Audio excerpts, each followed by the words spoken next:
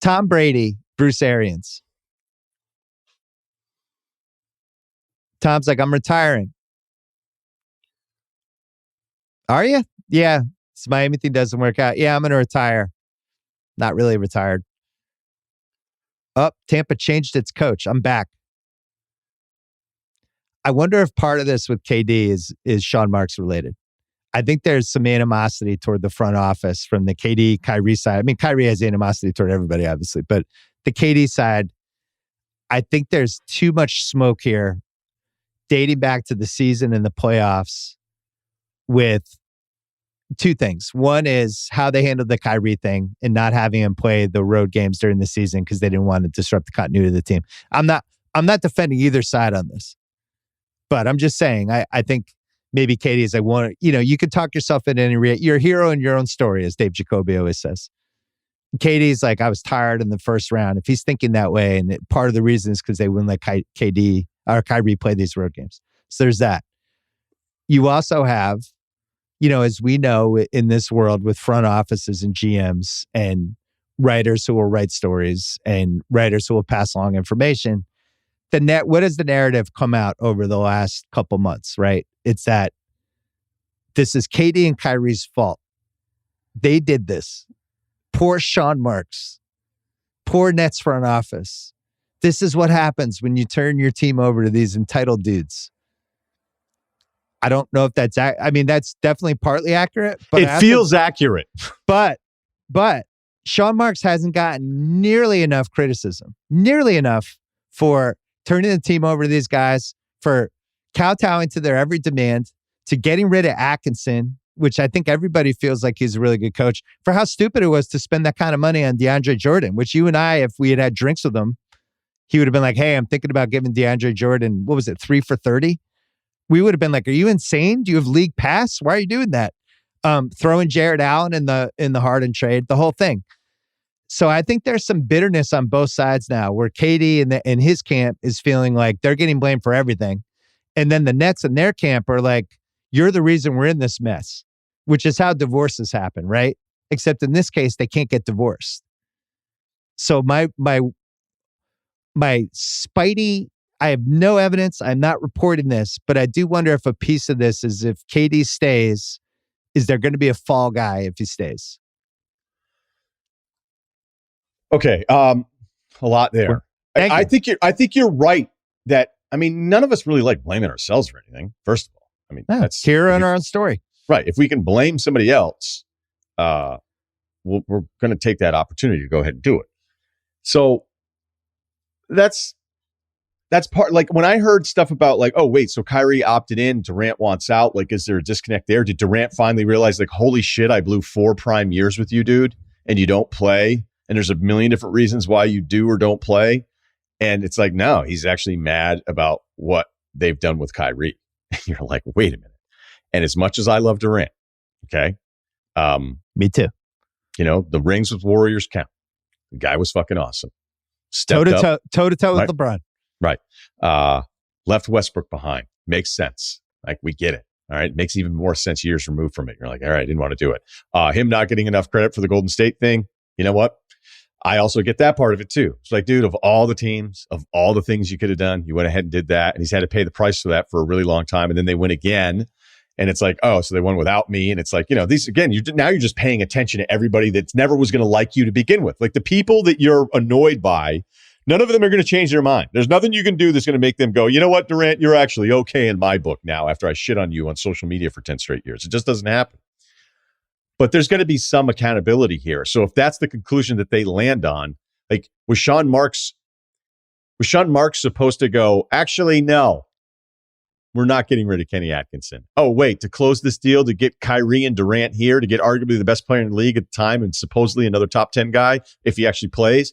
Like, to do that, I'm supposed to start telling you no. This is the way the job works. And I know it sucks, and I know people may not like it.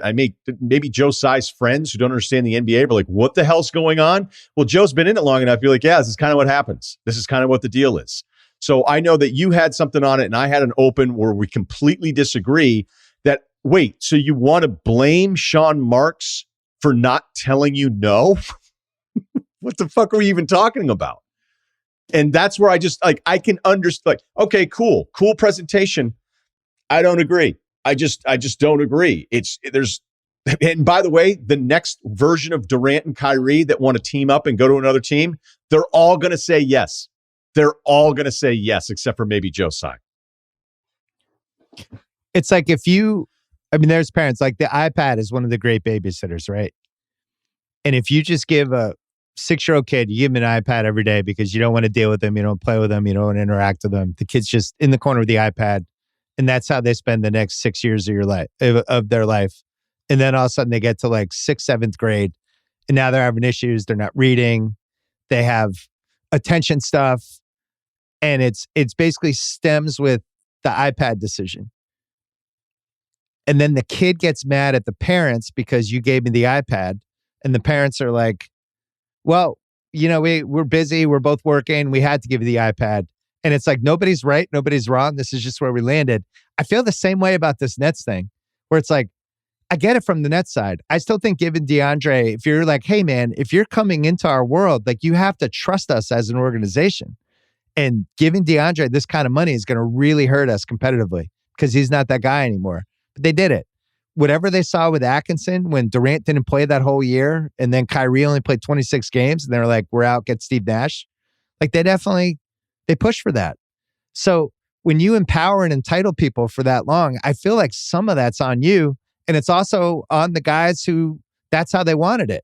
They can't be mad at the Nets. They got everything they wanted. Got everything they wanted. And the only way that you can, do you think during the recruitment of players at this stature, you go, hey, here's the deal. If you come to us, we're going to say no to you a bunch. And we have the last call on the coach. And we're not going to ask you about any of then you might as well just not even recruit them. Like you only get so many chances to even be invited to a meeting with one of these players. And until they start playing 10 on 10, none of this shit's ever going to change. Yeah, but should the Nets have been more alarmed about how unhappy the second Kyrie season was in Boston and how unhappy the third KD scene in the Warriors were? And just like, it just seemed like they were so happy to be relevant again. They overlooked every red flag there possibly could be. And I just think, I actually wrote this down because I wanted to mention this to you. We used to talk about what would Belichick do was like a good rule of life in the NFL for a long time, right? What would Belichick do here? Would he let this guy go, or would he re-sign him? Would he turn this guy into picks? Would he trade back? Like pretty good barometer. So what would Curry do? I think is the new what would Belichick do? Curry doesn't want to be the GM. He doesn't want to have input in the front office. He wants to be in an organization where he just trusts the people. Like I thought Steve Kerr, he had this awesome point that he said in a press conference about, it was some trade they made. You might have seen this, where he was talking about how upset he was when they traded somebody. Was it the Iguodala trade? Oh, Iguodala trade. Yeah. And he had that great quote about, I was so upset, I just wouldn't have done that. And he's like, that's why the coach can't be the GM. I'm too close to my team. I can't see things correctly. I have relationships with these guys, and I'm going to steer it toward what makes it the easiest for me as a coach and not what's best for the franchise. He had this whole monologue about it. It was great. Players can't see what's best for a franchise.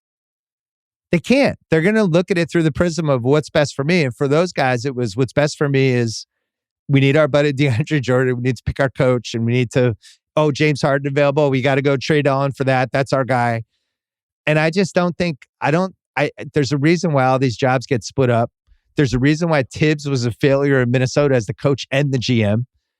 Like there's a reason the best organizations have all these different layers to them with decision making. Look at what Stan did. Like what Stan did in Detroit. Stan's another one. When at the very end, it's like, you know what, screw it. We'll go all in on Blake Griffin because I'm probably getting fired anyway. Like that's the kind of thing after the fact that Detroit should have been able to file a grievance against him. Right. He should have to give money back. Now, granted, the owner signed off on it, so we're kind of making fun of the whole thing. Here's the point, though. Like, in the beginning, when we mentioned Kyrie the first time, it's a hang-up by every other team except for the Lakers that can probably talk themselves into some version of this. I don't know what the assets would be. I have to look at it to even explore it.